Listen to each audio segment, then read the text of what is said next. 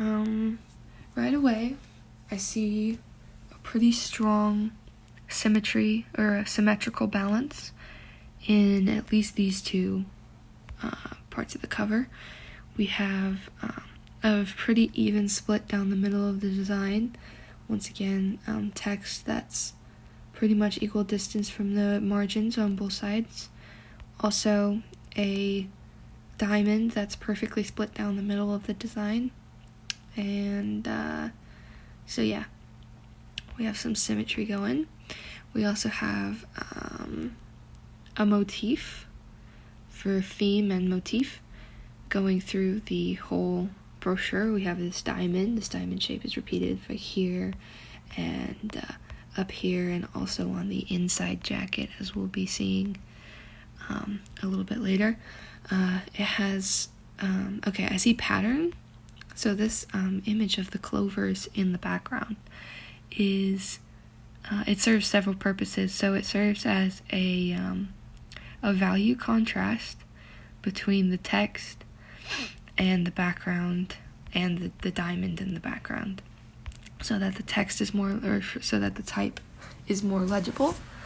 And then it also serves as sort of a pattern that repeats throughout the design, like on the inside cover of this. Let me see if I can show you that.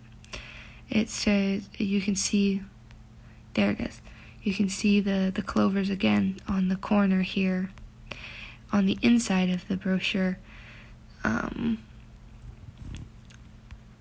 which ties it all in together.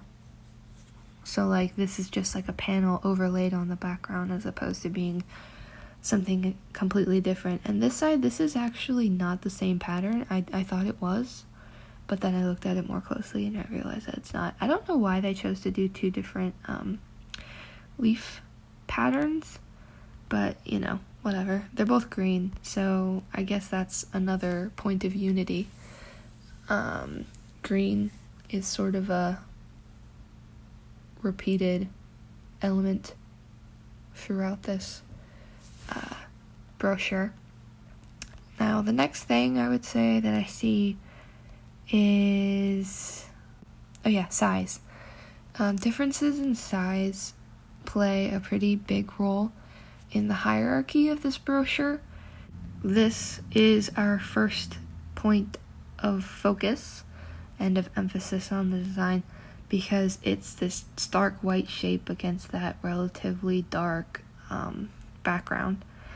And then at the top we have this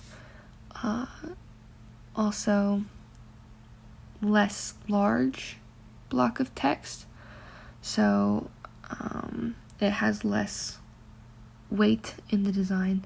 So you like look here in the first part of the hierarchy, and then your eye sort of drifts up here and you read the best nature experience, and then you come down here and maybe you don't even see this at all because that's tiny, but that would be the third point on this hierarchy. Okay, second page. Again, I see symmetrical balance. It's got this diamond motif, and actually it looks like there's little leaves inside the diamond, so it's got a diamond and a leaf motif going on throughout this whole thing. That's a pattern, by the way. That's like repetition. Next I see typography. So the typography that's in this design is kind of interesting because they use different typefaces and different font styles to make certain things on the design pop more than others. So we have this italicized paragraph for people's names and numbers, and then we have this big blocky sans serif typeface, which is supposed to make this quote stand out above the rest of the stuff on this page right here. As far as the balance goes, this one has not exactly a symmetrical balance. Well, I mean, it is kind of a symmetrical balance because it's split evenly down the center of the design, but it's like an hourglass. So it's big up here, and then it gets smaller right here in the middle, and then it's big again down here. And I think that just makes a really pleasing thing to look at, because if it was all uniform throughout, it'd be kind of boring and like a giant chunk of text. But since we have this interesting like contrast in the line sizes and lengths, it makes it interesting. Okay, now for the inside of the brochure. There's the diamond motif again. There's a lot of those. Well, actually, there's like 3, so I guess not a ton. But yeah, there's the diamond motif. It sort of ties it all in together. The leaves, I already covered that. Hierarchy. I see quite a strong hierarchy throughout this design using typography because of those giant numbers. So I guess the numbers, they use size as well to support the hierarchy of this inside page. So we know we're supposed to look at 1, 2, 3, 4, 5, but what we really end up looking at first on this thing, like design-wise, is this center here, because this is where the most is going on. So again, this is just another tone setter. We have this girl with her hair all like wild and free and nice, and then like this page with the dude and his feet next to the sea. So we see this first just because there's a lot of color contrast and there's interesting angles. And this one has a really asymmetrical balance. It's got none of the paragraphs are really aligned. They're like alternating. They have a sort of an alternating pattern of alignment. Because like this one is aligned to the left, and this one's aligned to the right, and this one's aligned to the left again, and this one's aligned to the left, and this one's also aligned to the left. So there's not really a really discernible pattern here in the text alignment, but it works because this is obviously on a grid. I think it's like a 3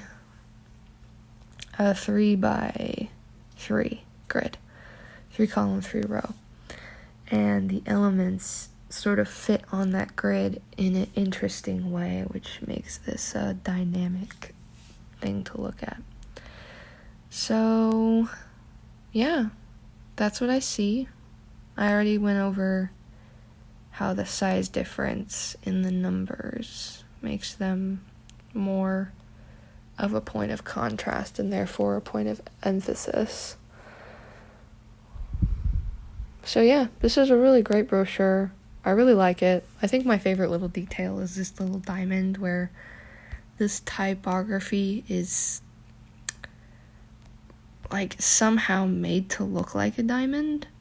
I imagine that probably took a lot of time for the designer to do. But yeah, there's my analysis. I look forward to seeing what you guys had to say.